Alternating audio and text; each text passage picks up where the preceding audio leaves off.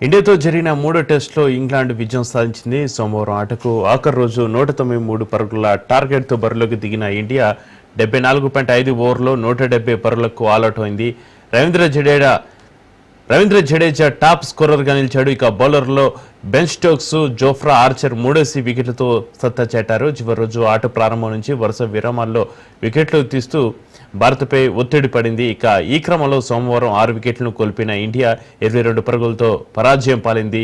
ఈ విజయంతో 5 టెస్టుల సిరీస్లో 2-1తో ఇంగ్లాండ్ ఆధిక్యంలోకి వెళ్ళింది. 4వ టెస్టు ఈ నెల 23 నుంచి మాంచెస్టర్లో ప్రారంభమవుతుంది.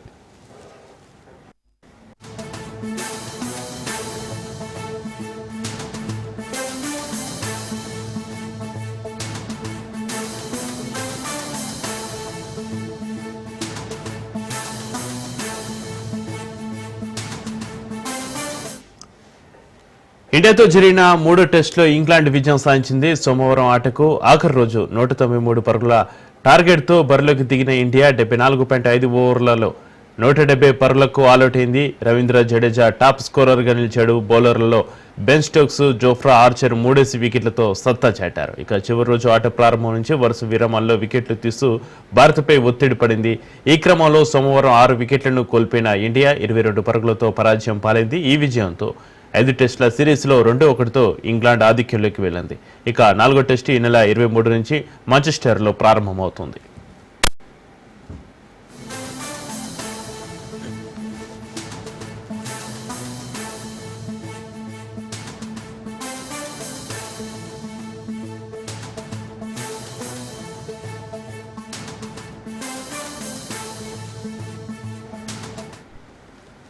తెలంగాణ రాష్ట్ర రాజకీయాలని బీసీ రిజర్వేషన్ల అంశం చుట్టూనే తిరుగుతున్నాయి. స్థానిక సంస్థలకు 3 నెలల్లో ఎన్నికలను నిర్వహించాలని హైకోర్టు ఆదేశించిన నేపథ్యంలో ఊపందుకున్న రిజర్వేషన్ల రగడను రాజకీయంగా ఉపయోగించుకునేందుకు అన్ని ప్రధాన పార్టీలు ఎత్తులు వేస్తున్నాయి.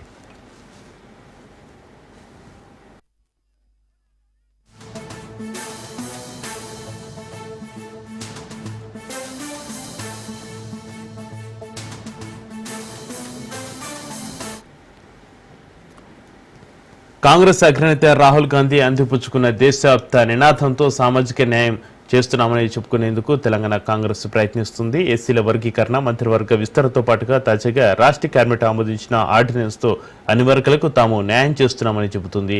అంతకంటే ముందు అసెంబ్లీలో ఆమోదం పొందిన బీసీ బిల్లు కూడా కామారెడ్డి డిక్లరేషన్ను చిత్తశుద్ధితో అమలు చేస్తున్నామనేందుకు నిదర్శనమని ఆ పార్టీ నేతలు అంటున్నారు. ప్రభుత్వం ఆ బిల్లును గవర్నర్ ఆమోదం కోసం పంపగా ఆమోదం ముద్ర పడక జాప్యం జరుగుతుంది. ఇక కేంద్ర ప్రభుత్వ రాజ్యాంగంలోని 9 షెడ్యూల్ చట్ట సవరణతో బీసీ రిజర్వేషన్ పెంపునకు కేంద్రం బీసీ సంఘాల మీద ఒత్తిడి చేసే ప్రయత్నం చేశారు.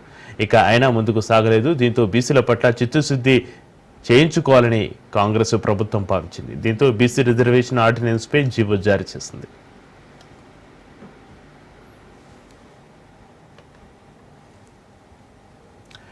అయితే ఆర్డినెన్స్ టార్గెట్గా సర్కార్ పావులు కదుపుతున్న అసలు కులగణన పారదర్శకంగా జరగలేదన్న వాదనలు కూడా ఉన్నాయి. అందులో ప్రధానంగా తీర్మానం వలన కులగణన నివేదిక జానారెడ్డి సర్వే అని బహిరంగంగా చెప్పి వ్యతిరేకించారు. దీంతో పార్టీ నుంచి సస్పెండ్ అయ్యారు. అయితే బీసీ రిజర్వేషన్ 42% పెంపు ఆర్డినెన్స్ అంశం ఎమ్మెల్సీలు తీర్మానం వలన కవిత మధ్య వార్ రాజేసినట్లుగా అయింది. ఎమ్మెల్సీ కవిత బీసీ రిజర్వేషన్ అమలు కోసం రైలు రోకోకు పిలుపు ఇవ్వడంతోనే సాధ్యం అయిందని తెలంగాణ జాగృతి శ్రేణులు సంబరాలు చేసుకున్నారు. దీన్ని తప్పుపట్టిన ఎమ్మెల్సీ తీన్మార్ మల్లన వివాదాస్పద వ్యాఖ్యలు చేయడంతో దాడుల వరకు ఈ వివాదం వెళ్ళింది. మరోవైపు ఒకరిపై మరొకరు శాసన మండలి చైర్మన్ గుత్తా సుఖేందర్ రెడ్డిని కలిసి సభ్యత్వాలు రద్దు చేయాలని ఒకరిపై మరొకరు ఫిర్యాదు చేసుకున్నారు.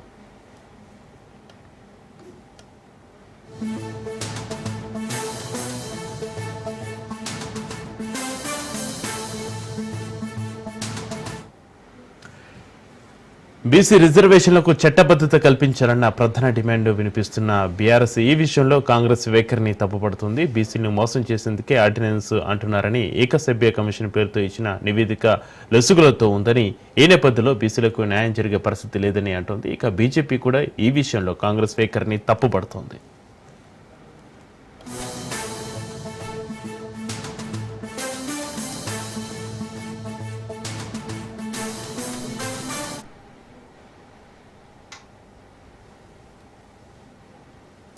రాష్ట్రపతి వద్ద బిల్లు పెండింగ్లో ఉండగా ఆర్డినెన్స్ తేవడం బీసీలను ఎమర్చడానికేనని అంటోంది.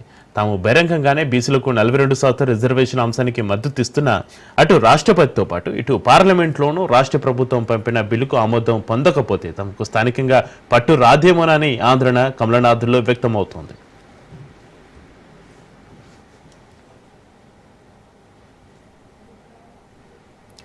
అధికార కాంగ్రెస్ ఎన్నిక ముందు మాట ఇచ్చిన విధంగా 42% రిజర్వేషన్ ఆర్డినెన్స్ ద్వారా ఇంప్లిమెంట్ అయితే బీసీ వర్గాల్లో కాంగ్రెస్ కి పొలిటికల్ మైలేజ్ వస్తుందన్న భావనలో పార్టీ పెద్దలు ఉన్నారు. ఒకవేళ ప్రతిపక్షాలు డైరెక్ట్ గా కాకుండా ఇండైరెక్ట్ గా న్యాయస్థానాలని ఆశ్రయిస్తే ఎలా ముందుకు వెళ్లాలని వ్యూహరచన చేస్తున్నారట. ఇప్పటికే అందరూ సహకరించాలని కాంగ్రెస్ బీసీ నేతలు అన్ని రాజకీయ పార్టీలోని బీసీలు ఈ అంశంలో కలిసి రావాలని బీసీ రిజర్వేషన్ కు అడ్డుపడి బీసీ ద్రోహులుగా చరిత్రలో మిగలవద్దని హెచ్చరిస్తున్నారు.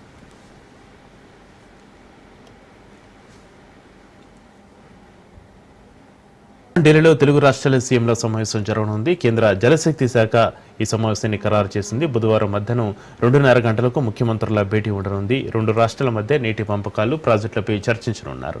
ఏపీ, తెలంగాణ రాష్ట్రాల మధ్య నీటి సమస్యలకు చెక్ పెట్టే దిశగా కేంద్రం చర్యలు చేపడుతోంది.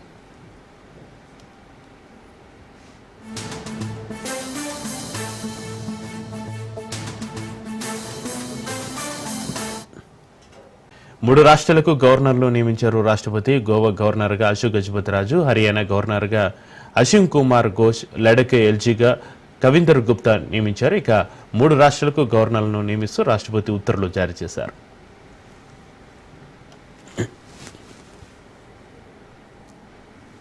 చేపడుతున్న సంక్షేమ పథకాలను ప్రజలందరికీ అందజేసే బాధ్యత టీడీపీ కార్యకర్తపై ఉందన్నారు మంత్రి కొల్లు రవీంద్ర. గత 5 ఏళ్ల పాలనలో రాష్ట్రంలో రౌడీయిజం, గుండాయిజం తప్ప ఎటువంటి అభివృద్ధి కానరాలేదని తీవ్రంగా విమర్శించారు. అందుకే ఆ ప్రభుత్వాన్ని ప్రజలు ఇంటికి సాగనంపినా కూడా ఇప్పటికీ ఆ పార్టీ నాయకులకు బుద్ధి రాలేదని కొల్లు రవీంద్ర విమర్శించారు. వైసీపీ హయాంలో రాష్ట్రం సర్వనాశనమైందన్నారు.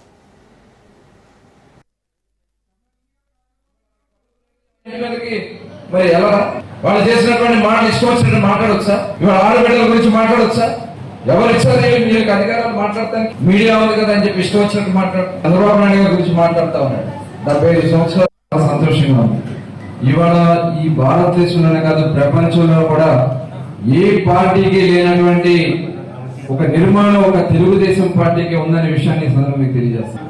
ఇవాళ 1 కోటి సభ్యత్వాలతో ఆనాడు స్వర్గీయ అన్న నందమూరి తారక రామారావు గారు తెలుగుదేశం పార్టీని ఏ ముహూర్తాన్ని స్టార్ట్ చేశారో గానీ ఇవాళ ప్రపంచంలో ఏ రాజకీయ పార్టీకి లేని విధంగా 1 కోటి సభ్యత్వాలు ఉన్న ఏకైక పార్టీ తెలుగు. ఎవరైనా సమస్యలు ఎవరైనా చెప్పుకోవాలంటే చెప్పుకోలేనటువంటి పరిస్థితి. అధికారులు బయటకు వచ్చి మాట్లాడాలంటే భయం. ప్రజలు ఎవరైనా బయటకు వచ్చి ఏదైనా చెప్పుకోవాలంటే భయం. మరి అలాంటి పరిస్థితుల్లో ఆ పరిపాలన జరిగింది. ఇవాళ మనందరం కూడా ఆలోచన చేయాల్సిన అవసరం ఉంది. ప్రతి కార్యకర్త చెత్తరహిత ఏపీగా రాష్ట్రాన్ని తీర్చిదిద్దేందుకు అన్ని ఏర్పాట్లు చేస్తున్నట్లుగా మంత్రి నారాయణ తెలిపారు. ప్రజా సహకారం, ఉద్యోగుల విధి నిర్వహణ కారణంగా ఈ ఏడాది రాష్ట్రానికి 5 స్వచ్ఛ సర్వేక్షణ అవార్డులు వచ్చినట్లుగా నారాయణ తెలిపారు. స్వచ్ఛత పాటించడంలో సూపర్ లీగ్ కింద తిరుపతి, విజయవాడ, గుంటూరు కార్పొరేషన్లు ఎంపికైనట్లుగా, విశాఖ, రాజమండ్రి పట్టణాలు మినిస్టీరియల్ అవార్డులకు ఎంపికైనట్టుగా తెలిపారు. చెత్త పదార్థాల నుంచి విద్యుత్ తయారు చేసేందుకు 2014 నుంచి 2019 సంవత్సరాలలో 10 వెస్ట్ టు ఎనర్జీ ప్లాంట్లు నెలకొల్పాలని ప్రణాళికలు సిద్ధం చేశామన్నారు. ముఖ్యంగా స్వచ్ఛ భారత్ లో ఎవ్రీ ఇయర్ యాక్చువల్ గా కేంద్ర ప్రభుత్వం అవార్డ్స్ ఇస్తుంది. ఈ సంవత్సరం మన రాష్ట్రానికి 5 అవార్డులు వచ్చినాయి. ఈ 5 అవార్డులలో కూడా విజయవాడ, గుంటూరు, తిరుపతి ఈ 3 మున్సిపల్ కార్పొరేషన్స్ కి స్వచ్ఛ సూపర్ లీగ్ అనే 3 అవార్డులు వచ్చినాయి. అదేవిధంగా స్పెషల్ కేటగిరీ మినిస్ట్రియల్ అవార్డు అని స్పెషల్ కేటగిరీ కింద విశాఖపట్నం సెలెక్ట్ చేశారు. అదేవిధంగా స్టేట్ లెవెల్ మినిస్ట్రియల్ అవార్డు అని రాజమండ్రిని సెలెక్ట్ చేశారు. ఈ విధంగా 5 మున్సిపల్ కార్పొరేషన్స్ కి ఈ సంవత్సరం యాక్చువల్ గా అవార్డులు రావటం జరిగింది. వాళ్ళందరినీ ప్రత్యేకంగా అభినందిస్తున్నాను. యాక్చువల్ గా దానికి కష్టపడి చేసిన అధికారులందరినీ కూడా ప్రత్యేకంగా అభినందిస్తున్నాను. ఇదే విధంగా ఫ్యూచర్ లో మిగతా మున్సిపాలిటీస్ కూడా బాగా పోటీపడి అత్యధికంగా ఈ యొక్క అవార్డ్స్ ని కైవసం చేసుకోవాలని ఈరోజు ప్రసన్న కుమార్ ను హతమార్చాలనే లక్ష్యంతోనే దాడి చేసినట్లుగా మాజీ మంత్రి అనిల్ కుమార్ సంచలన వ్యాఖ్యలు చేశారు. ప్రశాంత్ రెడ్డి చేసిన వ్యాఖ్యలు అనేక అనుమానాలకు తావిస్తున్నాయని అనిల్ కుమార్ ఆరోపించారు. ప్రసన్న తనకు తానే దాడులు చేయించుకున్నారని ప్రశాంతమ్మ ఆరోపణలు చేయడం సిగ్గుచేటని అన్నారు. రాజకీయాలు ఆదర్శంగా నిలిచిన నల్లపురెడ్డి కుటుంబానికి ఇచ్చే గౌరవం ఇదేనా అని ఆయన ప్రశ్నించారు. రాష్ట్రంలో అరాచకాలకు పాల్పడుతున్న కూటమి నేతలకు పశ్చాత్తాపం లేదని ఆయన విమర్శించారు. యాక్షన్ కలిగిన మెంటాలిటీతో రాజకీయం చేసి ఈ విధంగా ఇంటి మీదకి వచ్చి దాడి చేయటం అనేది దాదాపు వారం అవుతా ఉంది. కనీసం ఈ వారం రోజుల్లో అదే ప్రసన్న కుమార్ రెడ్డి గారు మాట్లాడిన దాని మీద హుటాహుటిన రాత్రికల్లా కేసు కట్టారు. కానీ ఈ రోజు వందలాది మంది ఒక ఇంటి మీదకి గొడ్డలతో, సుత్తులతో, గడ్డపారలతో దాడి చేస్తే ఈ వీడియో మేము రెండో రోజే ఏఎస్పీ గారిని కలిసి ఈ ఫుటేజ్ ఇవ్వడం జరిగింది. ఈ ఫుటేజ్ ఆధారంగా దీనికి సంబంధించి ఎవరెవరు వచ్చారో వాళ్ళందరినీ కూడా ట్రేస్ చేసి, ఎందుకంటే ఆ రోజు రాత్రే ఇద్దరు డిఎస్పీలు, నగర డిఎస్పీ, రూరల్ డిఎస్పీ గారు వస్తే మేము ఐడెంటిఫై చేస్తాం, మేము వాళ్ళ మీద కేసు కడతామని చెప్పారు. నెక్స్ట్ రోజు ఈ ఫుటేజ్ కూడా మేమే కలెక్ట్ చేసి ఏఎస్పీ గారిని కలిసి మేమందరం కూడా ఆ రోజు ఈ ఫుటేజ్ ఇవ్వడం జరిగింది. దాదాపు ఫుటేజ్ ఇచ్చి కూడా 6 రోజులు అవుతా ఉంది. ఒక ఎఫ్ఐఆర్ కట్టి ఆ ఎఫ్ఐఆర్ లో ఎవరూ పేర్లే, కొందరు దుండగులు దాడి చేశారని ఒక ఎఫ్ఐఆర్ కట్టారు. అంటే ఇంత స్పష్టంగా ఒక ఫుటేజ్ ఇచ్చి ఆ ఫుటేజ్ లో ఎవరెవరున్నారో అని మాకు తెలిసిన దాదాపు 8-9 మంది ముఖ్య నాయకులు, కొవ్వూరుకు సంబంధించిన ముఖ్య నాయకులు పేర్లు ఐడెంటిఫై స్పష్టంగా కనిపిస్తున్నా కూడా యాక్షన్ కలిగిన మెంటాలిటీతో రాజకీయం చేసి ఈ విధంగా ఇంటి మీదకి వచ్చి దాడి చేయటం అనేది దాదాపు వారం అవుతా ఉంది. కనీసం ఈ వారం రోజుల్లో అదే ప్రసన్న కుమార్ రెడ్డి గారు మాట్లాడిన దాని మీద హుటాహుటిన రాత్రికల్లా కేసు కట్టారు. కానీ ఈ రోజు వందలాది మంది ఒక ఇంటి మీదకి గొడ్డలతో, సుత్తులతో, గడ్డపారలతో దాడి చేస్తే ఈ వీడియో మేము రెండో రోజే. మహబూబాబాద్ జిల్లాలో రైతులు తీవ్ర ఇబ్బందులు పడుతున్నారు. యూరియా కోసం అన్నదాతలు పడిగాపులు కాస్తున్నారు. కొత్తగూడెం మండలం పొగ్గులపల్లిలో యూరియా బస్తాల కోసం బారులు తీరారు. ఉదయం నుంచి రాత్రి వరకు నిలబడలేక క్యూలైన్లలో ఆధార్ కార్డులు, బస్తాలు పెట్టి నిరీక్షిస్తున్నారు.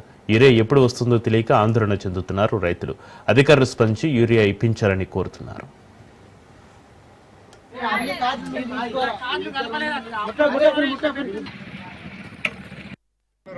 మాది గుండంపల్లి సహకార సంఘం సొసైటీలో యూరియా బస్తాలు ఇస్తారంటే వచ్చిన 8:30 వరకు. ఇప్పటి వరకు ఒక బస్తా లైన్ కదులు లేదు. 100 మంది ఉన్నాం, 1000-2000 బస్తాలు వచ్చినాయి అంటారు. మరి పొద్దుడు సాయంత్రం ఇప్పటి వరకు ఇస్తారు. లైన్లో నిలబడి కాలు నొప్పులు వస్తాయి. ఇప్పుడే ఈ పొలాలకు మందులు ఇంకా నాట్లే లేదు. యూరియా బస్తాలు ఇంత లైన్లు కడతాను. మరి 8,000-9,000 ఇస్తే ఇంకెంత ఇబ్బంది పడాలో. ఈ మొక్కజొన్న కర్రలకు ఇద్దామంటేనే ఇంత ఇబ్బంది పడతాను. కొంచెం యూరియా ఎక్కువ డెలివరీ చేసి గవర్నమెంట్ మా రైతులందరికీ యూరియా ఎక్కువ సబ్సిడీ చేయాలి. ఇక్కడ ఉన్న సిబ్బంది కూడా తొందరలు ఇవ్వాలా అని కోరుకుంటూ మాట్లాడుతున్నా. నాకైతే ఇంత ఇబ్బంది పెట్టొద్దు అనేది గవర్నమెంట్ దయ తెలవాలని నాకు. నరకిద్ద తినకుండా వచ్చినాం.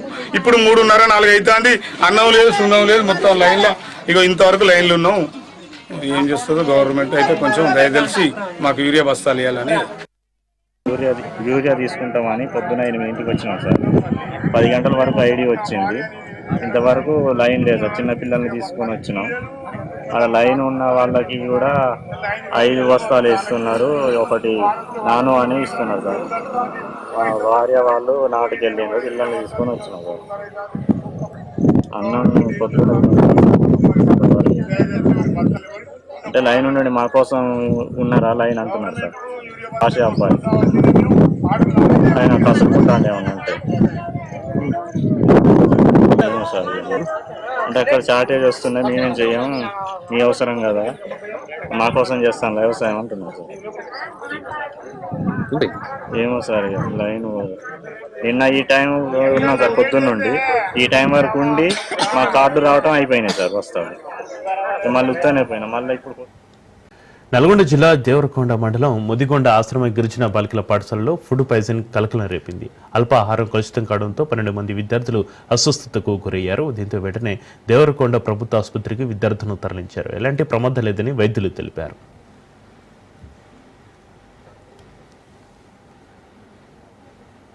ఈరోజు దేవరకొండ మండలంలోని ముదిగొండ దగ్గర ఉన్నటువంటి ఆశ్రమ పాఠశాల గురుకుల పాఠశాలలో దాదాపు 20-25 మంది కలుషిత ఆహారం వలన ఇవాళ ఫుడ్ పాయిజన్ అయ్యి గవర్నమెంట్ హాస్పిటల్లో ఇవాళ చికిత్స పొందా ఉన్నారు.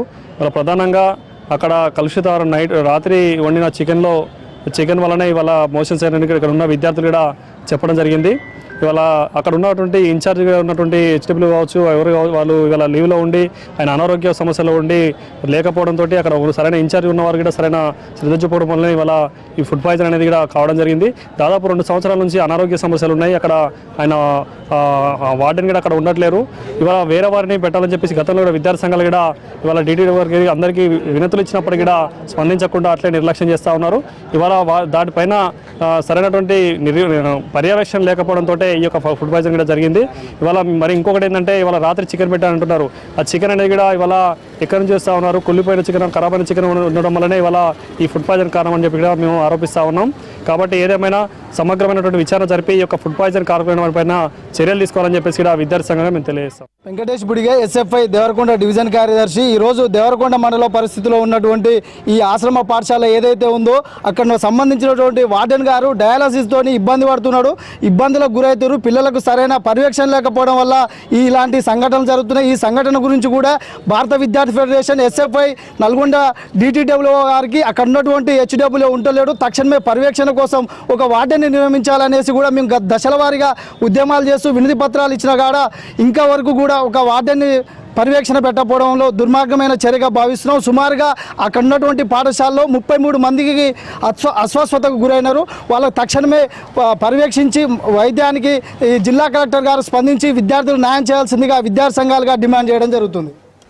జగిత్యాల జిల్లా గొల్లపల్లి మండలం రంగధామునిపల్లి గ్రామంలో వరి నారు ఎండిపోకుండా రైతులు బిందెలతో నీళ్లు పోస్తున్నారు. వానలు సరిగ్గా కురవకపోవడంతో వరి నారు ఎండిపోతుంది. మరోవైపు గత కొన్ని రోజులుగా విద్యుత్ ట్రాన్స్ఫార్మర్ కాలిపోవడంతో రైతులు వరి పొలాలకు నీళ్లు పెట్టలేక ఇబ్బందులు పడుతున్నారు. అటు వానలు కురవక ఇటు కరెంటు లేక తమ పంటను ఎండిపోతున్నాయని ఆవేదన వ్యక్తం చేస్తున్నారు రైతులు. కనీసం కరెంటు ఉన్నా కూడా బావిలో నీరు పెట్టేవారమని చెబుతున్నారు. విద్యుత్ శాఖ అధికారులు స్పందించి తగు చర్యలు తీసుకోవాలని కోరుతున్నారు.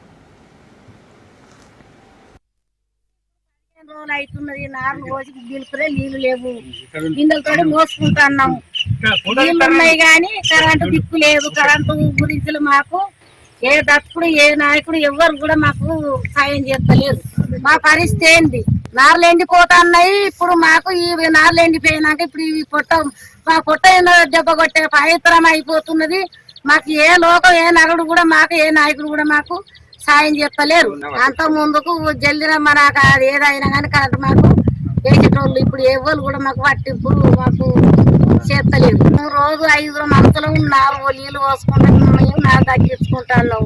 దయచేసి మాకు ఎమ్మెల్యే సార్ మాకు దయచేసి మాకు జల్దిన మాకు కరెంటు ట్రాన్స్ఫర్ ఇవ్వగలరు. అన్యం జిల్లా జియమావలస మండలం పెదమేరంగిలో గజరాజులు బీభత్సం సృష్టించాయి. స్థానిక మినీ మోడ్రన్ రైస్ మిల్లులోకి చొరబడి హల్చల్ చేశాయి. అంతేకాకుండా పండ్ల దుకాణాలని కూడా ధ్వంసం చేశాయి. దీంతో స్థానిక ప్రజలు భయాందోళనకు గురవుతున్నారు. ఏ క్షణాన ఇండ్లపై దాడి చేస్తారని ఆందోళన వ్యక్తం చేస్తున్నారు. ఎన్నిసార్లు ఫిర్యాదు చేసినా అటవీ శాఖ సిబ్బంది స్పందించడం లేదని ఆవేదన వ్యక్తం చేస్తున్నారు. ఇప్పటికైనా సంబంధిత అధికారులు స్పందించాలని డిమాండ్ చేస్తున్నారు.